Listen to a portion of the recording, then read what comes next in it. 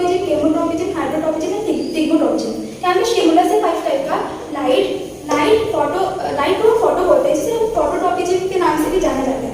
और ग्रेविटी के लिए जियो होता है, जिसे हम जियोट्रोपिज्म बोलते हैं। और केमिकल के लिए केमो होता है, जिसे हम केमोट्रोपिज्म बोलते हैं। और वाटर के लिए हाइड्रो होता है, जिसे हम हाइड्रोट्रोपिज्म बोलते हैं। और टच के लिए thigmotropism.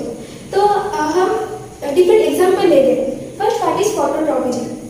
The movement of a plant part is response to light. It is known as phototropism. जब एक प्लांट का पार्ट लाइट की तरफ मूव करता है तो उसे फोटोट्रोपिज्म बोलते हैं।